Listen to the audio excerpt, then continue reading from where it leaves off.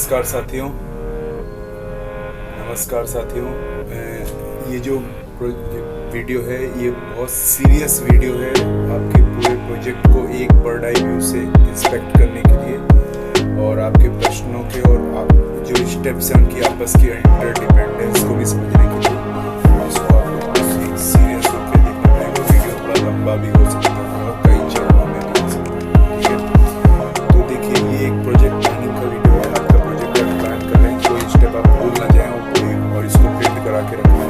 इसका print out भी आप हमसे मंगा सकते हैं, बड़ा प्रिंट निकलेगा इसका, या फिर आप खुद कोई इमेज लेके हमसे प्रिंट कर सकते हैं पूरे प्रोजेक्ट के आपके प्लान का।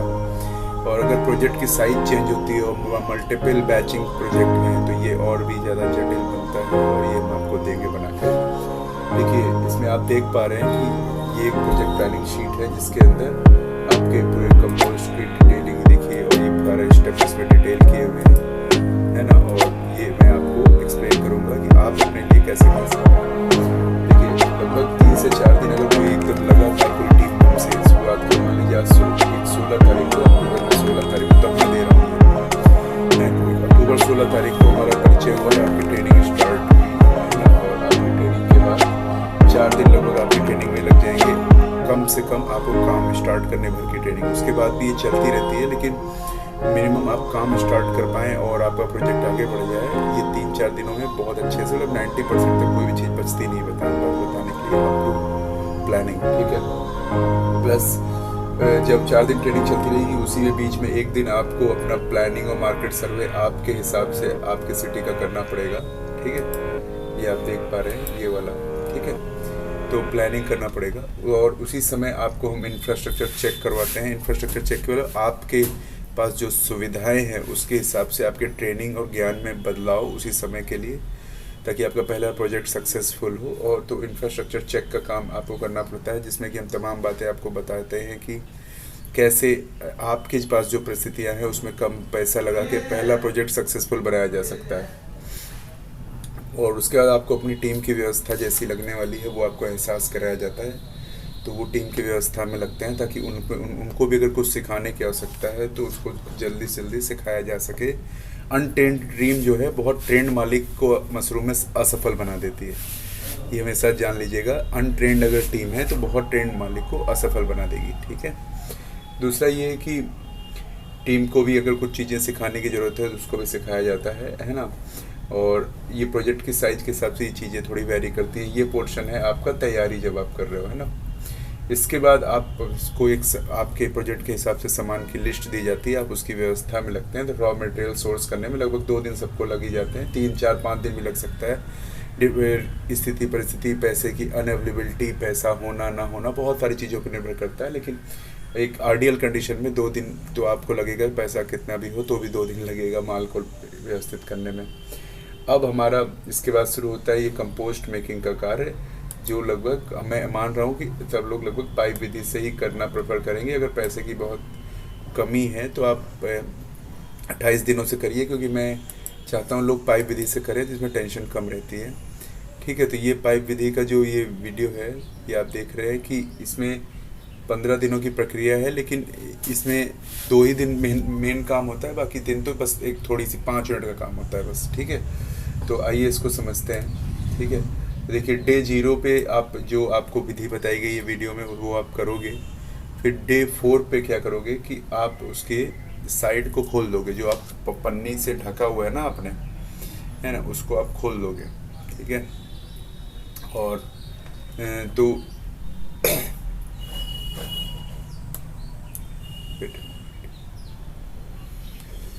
मैं आपके लिए बाधा बन रहा हूँ तो, लेकिन चीज़ों को एक्सप्लेन करने के लिए ज़रूरी है मेरा भी यहाँ उपलब्ध रहना।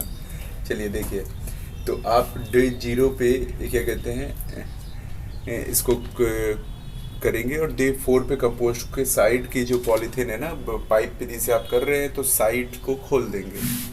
ठीक है, साइड से जहाँ जिधर से पाइप के मुंह हैं। ठीक है, और डे 5 पे आप क्या करेंगे, फुल एरेशन करेंगे। आप देख रहे हैं फुल एरेशन करेंगे। फुल एरेशन का मतलब है साइड से भी खोल देंगे और बगल वाली जो लंबी वाली साइड है पाइप की उधर से भी खोल देंगे, और अमोनिया जो खूब ओवर अमोनिया बनी है वो सब निकल जाए, है ना। आपकी फॉर्मलिन की महक निकल जाए। और डे 6 पे आप पलटाई करोगे, इससे पलटाई में कंफर्टेबल भी होता है, टेम्परेचर बैलेंसिंग भी अच्छी होती है। तो डे 6 पे तो मेन दिन देखा जाए तो मेहनत डे 6 को ही है ये, ठीक है। डे 6 को आप ये करोगे, फिर उसके बाद आप फिर आप उसको कवर कर देंगे फिर से वैसे ही पूरा एकदम बंद चारों तरफ से, है ना। और फिर डे 10 में आपका फिर से साइड एरेशन करेंगे, मतलब फिर से साइडें खोल देंगे हैं। और डे 10 में आ जाइए तो फिर से साइडें खोल देंगे। और फिर उसके बाद आपको डे 11 पे आपने फुल एरेशन फिर से किया, और डे 12 पे आपने फिर से पलटाई कर दी, समझ रहे हैं। ये देखिए डे 12 पे आपने फिर से पलटाई कर दी। डे 13 पे आपने उसको खोल दिया, पलटाई की, एक ही दिन रुके। डे 13 की शाम को मतलब आपने खोल दिया, डे 14 को खुला रख दिया, लगभग 1 से सवा डेढ़ दिन वो खुला रहेगा। फिर डे 15 के बाद आप उसको बैग में बंद कर सकते हैं, ठीक है। तो बैग या बेड में डाल सकते हैं।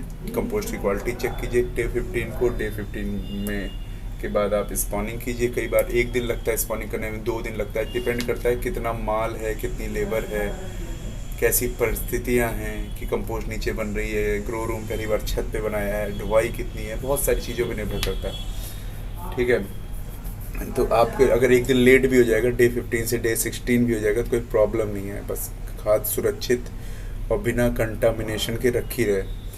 तो ये आप देख रहे हैं कि ये कंपोस्ट का है। इसके अंदर इंडिविजुअल स्टेप्स में भी और भी नॉलेज है जो अलग अलग वीडियोस में मैंने दे रखा है और अलग अलग चैप्टर्स में, लेकिन सबको एक जगह संकुचित करने के लिए वीडियो है। तो ये देखिए कंपोस्ट का आपको नॉलेज मिला, ठीक है।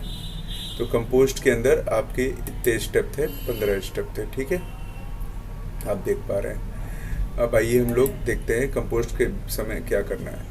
कंपोस्ट में जिस समय आपका डे 15 चल रहा होगा उसी समय देखिए आपका स्पॉनिंग भी चल रहा होगा, ध्यान से समझिए। ये देखिए आपने लगभग आधी कंपोस्ट के 2-3 दिन बीत गए थे, उसके अलावा आपने स्पॉन बुक कर लिया था, हैं। ये देखिए ये आपने स्पॉन बुकिंग कर ली थी, और स्पॉन बुकिंग के बाद और साथ साथ आप अपना ग्रो एरिया भी बनाते रहते हैं। मतलब ये मैंने फिगर और सॉफ्टवेयर का इस्तेमाल क्यों किया आपको बताने के लिए, ताकि आपको समझाने के लिए साथ में क्या क्या चल रहा है। मतलब कंपोस्ट बन रही है तो कंपोस्ट के अंदर ये स्टेप तो चल ही रहे हैं बीच बीच में डेली, और आपके पास ग्रो एरिया बनाने का भी काम है। उसी समय आपको ग्रो एरिया भी बनाना है जिसमें बांस का काम है। उसके अंदर के स्टेप पर ग्रो एरिया मेकिंग को हम और डिटेल में भी जानेंगे, तो इसलिए इसी वीडियो का एक पार्ट 2 होगा, तो उसमें भी आपको डे टू डे एक्टिविटी पता होगी स्टेप बाय स्टेप की, कैसे कंपोस्ट एरिया में चीज़ें करनी है ताकि एकदम आइडियल हमारा बढ़िया कम पैसों में सही कंपोस्ट एरिया बने, ठीक है। तो आपको उस समय स्पॉन बुकिंग भी करनी है, स्पॉन का इंतज़ार करना है, ग्रो एरिया मेकिंग करनी है, ठीक है। तो ये चीज़ भी उसी समय करनी है। और मीनवाइल आपका ये जब ये कंप्लीट हो जाएगा कंपोस्ट का काम, ठीक है, तो उस समय आपको लास्ट में देखिए क्या होगा। ये देखिए आप देख पा रहे हैं आपने स्पॉन बुकिंग की थी, स्पॉन आ भी गया, और आपने अब कंपोस्ट चेक किया, है ना, और कंपोस्ट चेक करके स्पॉन रिसीव किया इसी दौरान, है ना। 31 तारीख को यहाँ ऊपर से आप देख सकते हैं कि यहाँ डेट दिखा रहा है। आपने 16 तारीख को शुरू किया था, लगभग 15वें दिन 31 तारीख को ये परिस्थिति आ गई कि आपका स्पॉन रिसीव भी हो गया, 1-2 दिन आगे पीछे। और स्पॉन रिसीव होने के बाद आपने उसमें स्पॉनिंग की, मिलाया, और सारा माल आपके देखिए ये इसमें चला गया, ठीक है। ये सब कुछ देखिए एक साथ जो मैंने हाईलाइट कर दिया, ये सब एक साथ पैरेलल में चल रहा है, ठीक है। तो कंपोस्ट मेकिंग को अगर कर दें तो ये सब एक साथ आपके ये सब कुछ एक साथ चल रहा है, ठीक है, ये सारा एरिया। तो आपको ये इस बात समझनी है कि ये काम कैसे हो रहा है, ठीक है। हाँ, तो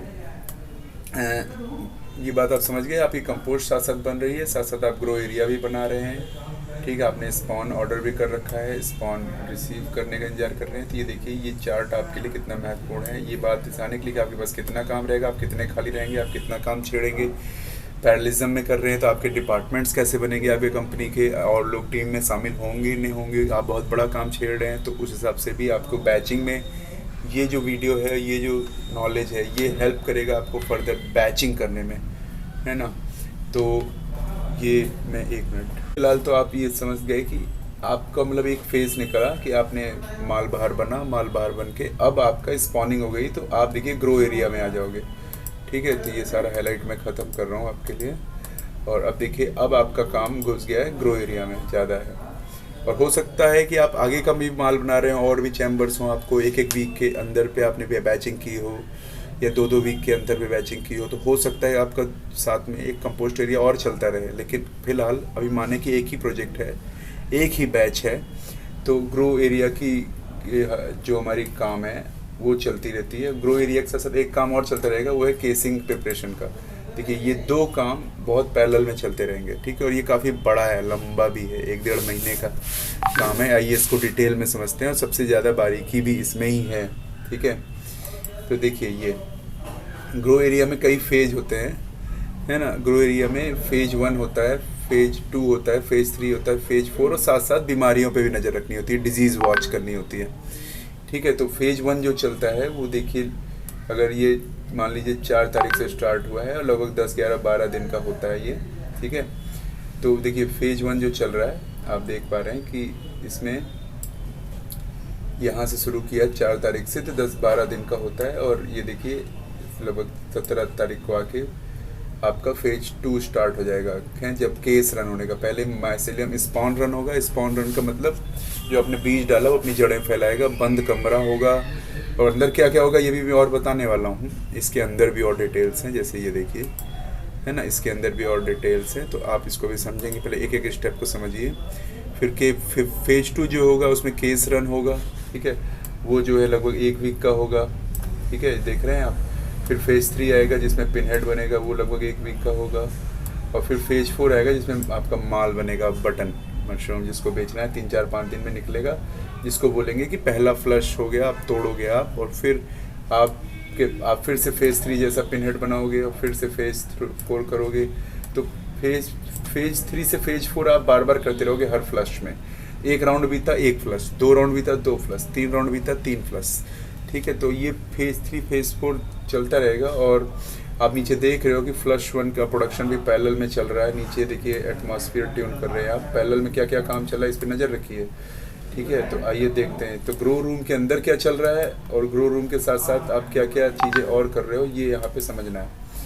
तो चलिए फेज 1 को डिटेल में समझते हैं। ठीक है, तो ये इसलिए दिया गया कि एक साथ क्या क्या काम चल रहा है वो आप समझिए। फेज 1 चल रहा है, तो आप फेज 1 के अंदर आपको अंदर जो मिट्टी का pH है वो 7 से 7.5 रखना है, तो वो रहता ही है। ठीक है, आपको कुछ करना नहीं है अनटिल अनलेस आप ज़्यादा उसमें छेड़खानी ना करें। अगर आपने कंपोस्ट शुरू में 7-7.5 की रखी है तो वो बनी रहती है अनटिल अनलेस उसमें कोई कंटामिनेशन यानी मतलब गंदगी ना फैल जाए, रोग ना हो जाए। ठीक है, और एयर की ह्यूमिडिटी जो है 80 से 85% रखी। देखिए यहाँ क्लियर लिख के दिया गया है, फेज 1 में आपको अंदर स्पॉन रन हो रहा है तो 80 से 85% रखनी है। कंपोस्ट का मॉइस्चर भी 80% प्लस रखना है। एयर टेम्परेचर आपको 22 से 25 सेंटीग्रेड रखना है। देखिए ये लिखा हुआ है, आप देख पा रहे हैं, एयर का टेम्परेचर 22 से 25 सेंटीग्रेड रखना है, और कंपोस्ट का टेम्परेचर भी 22 से 25 ही रखना है। एक्चुअली कई बार ये डिफरेंसेस आ जाते हैं कि एयर का टेम्परेचर अलग है, कंपोस्ट का अलग। आपने जहाँ नापा, आपका रूम बहुत बड़ा है ग्रो एरिया का, ये स्लाइड में मैं चाहता तो नहीं भी लिखता ना कि कंपोस्ट का टेम्परेचर अलग नापो, एयर का टेम्परेचर अलग नापो। होता ये है कि जिस एरिया में एसी चल रही होती है या फिर जिस एरिया में एसी चल रही होती है उधर का ज़्यादा टेम्परेचर ठंडा होता है हवा का, और आपको लगता है कि मेरा कंपोस्ट टेम्परेचर भी वही है। लेकिन रियलिटी ये हो सकता है कंपोस्ट टेम्परेचर बहुत लो चला जा रहा हो और दूसरे एरिया में हवा अच्छे से जा नहीं रही है आपकी एसी की। आपका ग्रो एरिया बहुत बड़ा है, एसी एक कोने में लगा हुआ है, आपने एरेशन के लिए पाइप नहीं लगवाई एसी में, ये सब इश्यूज आते हैं। अगर बहुत बड़ा एरिया है तो वहाँ पे ये बात मैटर करती है। छोटे एरिया में कंपोस्ट टेम्परेचर बराबर रूम टेम्परेचर, ठीक है, लेकिन बड़े एरिया में कोई ज़रूरी नहीं है कंपोस्ट का टेम्परेचर जो बैग में है वही हो दूर दूर तक जो आपके रूम का टेम्परेचर के सेंसर में दिखा रहा है, राइट। तो वो यूनिफॉर्मिटी ऑफ टेम्परेचर एक कंसर्न है, इस बात को आप समझ पा रहे हैं। और आपकी खिड़कियाँ उड़कियाँ एकदम बंद रहेगी। अगर और बैग में कर रहे हैं पॉलीथीन बैग तो बैग भी बंद रहेगा, कहीं खूब CO2 बने वहाँ पे, और उसको CO2 खूब कहाँ चाहिए, ये देखिए ये लिखा हुआ है ये, ठीक है। तो देखिए 5K से 10K का मतलब 1000, 5000 से 10,000 ppm, इस बात को ध्यान से सुनिए। 5K से 10K, यहाँ इंग्लिश में लिखा है, हिंदी का भी मैं देने ही वाला हूँ। 5K से 10K, मतलब 5,000 से 10,000 ppm पार्ट पर मिलियन इसकी नाप होती है। वो जो सेंसर आप खरीदोगे उसमें दिखाएगा, यानी खूब CO2 अंदर होनी चाहिए, और जितनी अच्छी CO2 रहेगी उतना तेज़ी से माइसेलियम रन करेगा। तो ये जो फेज 1 है, फेज 1 के दौरान आप क्या क्या और कर रहे हो? डिजीज़ वॉच कर रहे हो। डिजीज़ वॉच एक अच्छा है कि आप बीमारियों पर नज़र रखोगे, उसका देख रेख करोगे, साथ साथ आपका बाहर केसिंग का काम भी चल रहा है ना। तो केसिंग के काम है ना, तो ये एक पैरेलल काम है। तो आपका जब फेज़ 1 बीत जाएगा, आइए फेज़ 1 को ख़त्म करते हैं। तो फेज़ 1 जब बीत जाएगा तो आपका फेज़ 2 स्टार्ट होगा। देखिए फेज़ 2 स्टार्ट हो गया, ठीक है। यहाँ से फेज़ 2 स्टार्ट हुआ जिसमें केस रन होगा कि आपने केसिंग कर दी, आपने माइसेलियम देखा, ये देखिए आपने केसिंग की, ये देखिए माइसेलियम चेक किया कि हाँ अच्छे से माइसेलियम फैल गया फेज़ 1 के बाद, ठीक है। और साथ साथ आप केसिंग बना रहे थे, देखिए ये केसिंग बन रही थी, ये देखिए केसिंग बनते हुए जा रही थी, ठीक है। और केसिंग बनते बनते बनते बनते आपने देखा कि मेरी माइसेलियम आ गई है फेज़ 1 के बाद, तो स्पॉन रन कर गया है, माइसेलियम आ गई है, तो इसलिए मैं केसिंग करूँगा। अब जब आप केसिंग कर देंगे तो आपका फेज़ 2 स्टार्ट हो जाएगा उसी समय पे। उस समय आपको अंदर टेम्परेचर, थोड़ी ह्यूमिडिटी, नमी, हवा में नमी 95% रखनी है, यानी दीवारों पे पानी छिड़क दीजिए, फर्श पे पानी छिड़क दीजिए। अगर फॉगर लगवा रखा है तो फॉगर ऑन करेंगे, और नाप के, ये नहीं कि चला के भूल गए फॉगर और 100% हो गई ह्यूमिडिटी, है ना, तो वो तो नुकसान हो जाएगा। तो 95% करेंगे। फिर और कंपोस्ट का टेम्परेचर भी क्या कहते हैं 22 से 25 मेंटेन करेंगे। एयर का टेम्परेचर भी 22 से 25 मेंटेन करेंगे। कंपोस्ट का मॉइस्चर भी 80-90% तक मेंटेन करेंगे। और पीएच वैल्यू जो है 7 से 7.5 हमेशा बनी रहेगी। और CO2 अभी भी बंद रहेगा कमरा, है ना, और 7.5 से 10 ppm के बीच में रहेगा। तो खूब अच्छा से आपका केस रन होगा, बहुत अच्छा चलेगा, ठीक है। तो ये, और विंडो डोर क्लोज रहेगा अभी भी। तो इस तरह से आपका फेज़ 2 बीतेगा। तो फेज़ 2 के समय में आप क्या कर रहे होंगे? केसिंग करेंगे। केसिंग के दौरान बीच में तीसरे और चौथे दिन आप रफलिंग करेंगे। एक चीज़ होती है केस की रफलिंग, ऐसे जा बैग में या बेड पे जाके ऐसे ऐसे करके उसको, जो माइसेलियम दौड़ा रहता है आपकी गोबर खाद में 3-4 दिनों में, उसको ऐसे कर देते हैं और तेज़ी से दौड़ता है, गाढ़ा गाढ़ा हर जगह फैल जाता है। जैसे गुड़ाई करते हैं खेत में गुड़ाई करते हैं, उसी तरह से हल्की उंगलियों से करते हैं, हाथ से, ग्लव्स पहन के। और अगर ये ना कर पाएँ तो एक औजार बनता है छोटा सा, मैं आपको फ़ोटो दिखाऊंगा, वो आपको रफलिंग का, ये बहुत बारीक नॉलेज है प्रोडक्शन बढ़ाने का। तो ये ऐसे से करके, ऐसे से है, जैसे ऐसे इस तरह से बड़े बेड पे रफलिंग की जाती है। रफलिंग मतलब जो माइसेलियम है उसको थोड़ा तोड़ देते हैं, तो वो और तेज़ी से डिस्ट्रीब्यूट होकर फैलता है ना, और अच्छे से सब जगह अपना नेटवर्क फैला लेता है। और साथ साथ पानी भी देते रहना है उसको, डेली वाटरिंग भी करनी है, ठीक है। तो आप देख रहे हो कि फेज़ 2 के दौरान आपके पास जब केस रन हो रहा है तो 2 ही काम है, केसिंग करो, फिर 3-4 दिन का वेट करो, 5 दिन का, और केस रफलिंग करो दो, और फिर 2 दिन बाद से आप देखोगे पिनहेड बनना शुरू हो जाएंगे, जो कि फेज़ 3 स्टार्ट हो जाएगा। तो देखिए ये फेज़ 3 जो स्टार्ट होगा, अब ये बहुत इंपॉर्टेंट टाइम है, क्योंकि इस समय आप 2 काम करोगे। देखो प्रोडक्शन टेम्परेचर, अब आप अभी तक जो आपका टेम्परेचर था वो माहौल बना रहे थे आप उसके पैदा होने का। अब आप अपने एसी का रिमोट उठाओगे और टेम्परेचर डाउन करोगे, और साथ साथ ह्यूमिडिटी को चेंज करोगे। वो क्या करोगे फेज़ 3 में, ह्यूमिडिटी टेम्परेचर क्या होगा वो आप समझने के लिए फेज़ 3 की सारणी को देखिए। ये देखिए, इसमें आपका CO2 जो है 800 से 1K ppm, मतलब आप खिड़कियाँ खोल दोगे, मतलब CO2 निकल जाएगी, कम हो जाएगी CO2, है ना। मतलब 800 है, ये 1000 नहीं है, 1000 अपर लिमिट है। पहले कितनी थी? 7,500-10,000, मतलब 10 गुना कम CO2 कर दिया आपने। CO2 कम करेंगे, AC का टेम्परेचर 15 से 17 करेंगे, ठीक है। pH वैल्यू 7 से 7.5 करेंगे, ठीक है। कंपोस्ट और एयर टेम्परेचर, कंपोस्ट टेम्परेचर भी वही मेंटेन रखेंगे 15 से 17। एयर का जो ह्यूमिडिटी है अब कम हो जाएगी, मतलब 85% करेंगे, ठीक है। और 2 बार दिन में उसको वाटरिंग होगी, फॉगिंग वाली वाटरिंग 2 बार दिन में होगी, ठीक है। तो इससे क्या होगा, पिन हेड बनेगा हर फ्लश के लिए। मतलब ये जैसे पहला फ्लश चल रहा है तो इसका पिन हेड बन रहा है, इसका आगे चल के बटन मशरूम बनेगा, हम तोड़ेंगे, फिर वेट करेंगे, फिर पिन हेड बनेगा, फिर फ्लश बनेगा, ऐसे फ्लश 2 फ्लश। जब ये प्रक्रिया चलती रहेगी जब तक आप प्रोडक्शन ले रहे हो, 3 बार 4 बार, है ना। तो ये करके आप देख रहे हो फेज़ 3 जो आपका बीतेगा, उस समय आप क्या करोगे, अपनी खिड़कियाँ वगैरह खोल दोगे, जिससे उसी से तो CO2 बाहर निकलेगी। खिड़कियाँ नहीं खोल रहे हैं तो वेंटिलेटर ऑन करेंगे, अगर बड़ा फार्म है तो वहाँ वेंटिलेटर लगा रखते हैं जो गर्म हवा को बाहर करता है, CO2 को, ठीक है। तो ये फेज़ 3 है। फेज़ 3 के दौरान आप क्या करते रहते हैं, देखिए फेज़ 3 के दौरान अगर आप स्क्रीन पे देखोगे तो क्या काम चल रहा है आपके यहाँ। प्रोडक्शन चल रहा है, एटमॉस्फेयर प्रोडक्शन, एटमॉस्फेयर आपने ट्यून किया है ना, ये तापमान मैनेज करोगे। हो सकता है आपकी आप जुगाड़ से या जाड़े में कर रहे हो, आपके यहाँ तापमान ना हो बैठ रहा हो, तो आप उसको बाहर से बिल्डिंग को या फिर जो अपनी झोपड़ी है उसको ढकेंगे, कुछ करेंगे, राइट। तापमान तो कैसे भी लाना है, चाहे एसी लगा के लाइए, चाहे मैनुअली लाइए, चाहे भगवान की महिमा से आए, है ना। और पिन हेड आपने ऑब्जर्व किया, पिन हेड आने लग गया है ना। तो आप देखोगे कि टेम्परेचर चेंज करने के बाद से पिन हेड आने लग जाएगा, और ठीक है। और उसी पिन हेड से आप फेज़ 4 में चले जाओगे। फेज़ 4 2 ही 3 दिन का होता है, जब तेज़ी से बटन मशरूम बढ़ जाता है। और उस समय क्या टेम्परेचर आप रखेंगे, देखिए पिन, ये फेज़ 3 ख़त्म हो गया है ना। फेज़ 3 के अंदर का डिटेल आपने देखा था, ये डिटेल था, और फेज़ 3 ख़त्म हो गया। अब आते हैं फेज़ 4 में। तो फेज़ 4 में देखिए अब आपका तोड़ाई होगी, मतलब आपको टेम्परेचर क्या रखना है। अब एक बार अगर पिन हेड बन गया ना, तो अब उसको खूब ऑक्सीजन चाहिए। टेम्परेचर अगर उसका 15 से 17 नहीं भी है, आप 20, 21, 22, 23, 25, 28, 27 तक भी चला जाएगा तो भी बहुत प्रॉब्लम नहीं होती, बटर मशरूम बनते रहते हैं, ठीक है। तो इसलिए उसके लिए रिकमेंडेड है 23 से 28 रहे तो प्रोडक्शन अच्छा होता है। तो और 85 से 90 आपकी ह्यूमिडिटी बनी रहे। और ये फेज़ 4 का, और CO2 जो है 800 से 1 kPa। तो ये जो रेटिंग है ये फाइन कंट्रोल की जाती है इंडस्ट्रियल लेवल पे, ताकि और ज़्यादा प्रोडक्शन आए।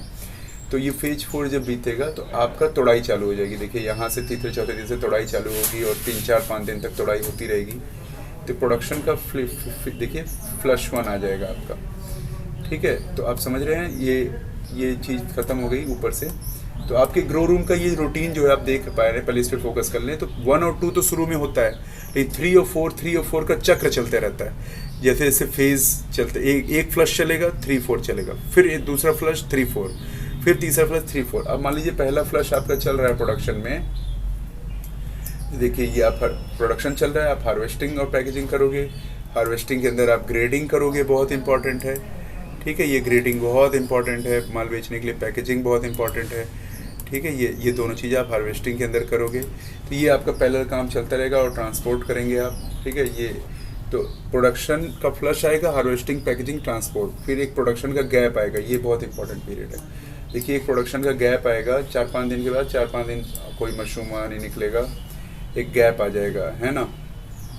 अब इसी समय गैप के बाद आप अपनी नेक्स्ट कंपोस्ट बनाना शुरू कर देंगे, जो क्योंकि एक महीने बाद आपको हो सकता है तो उसका माल लेना, उसकी तैयारी, उसकी जगह की सफाई और ये सब शुरू कर दोगे आप, अगले कंपोस्ट की तैयारी शुरू कर देंगे। अगर ये क्योंकि ये वाला खाली हो जाएगा, बन के मतलब उगने के अगले 1 महीने में खाली हो जाएगा ना, ये एक फ्लश आ गया है तो इसलिए अगली कंपोस्ट की तैयारी शुरू कर देंगे आप, ठीक है। और फिर उसके बाद 4-5 दिन और बीतेंगे, फिर प्रोडक्शन का फ्लश 2 आ जाएगा, ठीक है। फ्लश 2 आ जाएगा, उसकी भी आप 4-5 दिनों तक आएगा। फिर आप हार्वेस्टिंग और पैकेजिंग में व्यस्त रहेंगे, ये देखिए, ठीक है। और नेक्स्ट कंपोस्ट भी आपकी बन रही है बाहर, शुरुआत कर दी आपने, कई दिनों की प्रक्रिया धीमी। अगर आप 15 दिन वाली कर रहे हैं तो और रुक सकते हैं, और अगर 28 दिन वाली कर रहे हैं तो आप अभी तुरंत ही शुरू करें। और फिर आपका एक प्रोडक्शन गैप आएगा, आप देख रहे हैं, ठीक है। फिर से फ्लश 3 आएगा, और हार्वेस्टिंग, पैकेजिंग इसका फिर से आएगा, ठीक है। तो आप देख रहे हैं कि ये फ्लश का राउंड चलता रहेगा, आपका प्रोडक्शन आता रहेगा। ये वाले पार्ट में मैंने ज़्यादा फोकस किया वन व्यू देने का आपको, कि एक प्रोकेज में क्या प्रक्रिया रहेगी और मेरे कितने दिनों का प्रोजेक्ट रहेगा, ठीक है। फिर बाकी जो सबसे नोट करने वाली बात है कि 2-3 फ्लश लेने के बाद लगभग आपका देखिए ये क्लीन फॉर नेक्स्ट क्रॉप आ रहा है।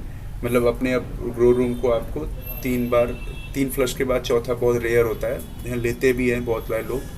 तो नेक्स्ट क्रॉप के लिए आप पूरे क्लीन रूम को साफ़ करोगे, उसमें एरेशन करवाओगे, मतलब हवा पंखे चलाओगे। उसके साफ़ करने का अलग एक प्रक्रिया है, उसको मैं बताऊंगा कैसे साफ़ करते हैं, ताकि कोई पिछले सीज़न की कोई बीमारी वगैरह हो अगले सीज़न में रह ना जाए।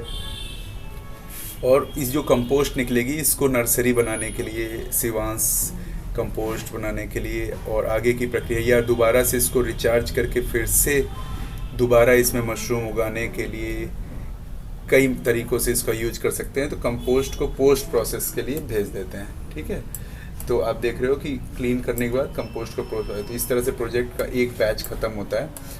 तो आप ये देख पा रहे हो कि ये आपको मैंने पैरेलल में कितने काम और कितनी जिम्मेदारियां होती हैं एक मशरूम को आप फार्म को चलाने के लिए। सबसे ज़्यादा डिटेल आपको ये ग्रो रूटीन में था, है, जिसमें 4-5 फेज होते हैं। और भी डिटेल्स हैं सब में, मैं जो आपको दूसरे इस वीडियो के दूसरे पार्ट में एक्सप्लेन करूँगा, आप साथ बने रहिए। लेकिन आपको अगर इमीडिएट स्टार्ट कर रहे हैं तो आप जब ट्रेनिंग स्टार्ट करते हैं, ट्रेनिंग ज़रूरी है, आप बिलीव करिए, आप कहीं से भी लीजिए, लेकिन कहीं से ना कहीं से लीजिए।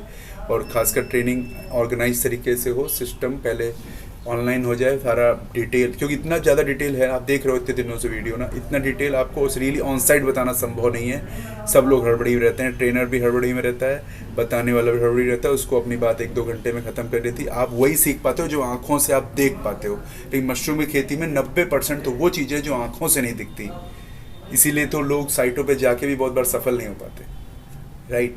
तो पहले आपको जब ये नॉलेज हो जाए, उसके बाद जब साइट देखने को मिलती है, रियली आपका बहुत अच्छा ज्ञानवर्धन होता है, आपके पास उचित प्रश्न होते हैं पूछने को, आप समय का सही उपयोग कर पाते हैं, ठीक है। तो ये वीडियो आपने जो देखा इसको है, तो ये मैं आपको एक ऐसा लिंक यहाँ पे दूंगा आज से कल में, जिसमें कि आप इसमें ये आप भी देख पाओगे, है ना। ये पब्लिक लिंक है जो मैं आपको दे रहा हूँ, बना दिया है अपने प्रोजेक्ट का रिपोर्ट, तो आपके लिए भी ये किया जा सकता है। तो ये लिंक आप क्लिक करके इसको आप देखिएगा, और जो ना समझ में आए पूछिएगा मुझसे, कमेंट कीजिएगा इसके नीचे। कोई डाउट रहे आपको तो पूछिएगा, क्यों ऐसा कर रहे हैं, काहे कर रहे हैं, ना करें तो क्या होगा, ठीक है। क्योंकि अगर अच्छे प्रश्न नहीं है तो आपके पास अब बहुत सारी ग्राउंड की परिस्थितियों में आप फंस सकते हैं। पावर लॉस हो गया, बहुत सारी ग्राउंड की परिस्थितियों में आप फंस सकते हैं, जिससे कि आपका काम रुक सकता है, ठीक है। तो ठीक है, आगे इस चीज़ को ध्यान रखते हुए, जय श्री राम।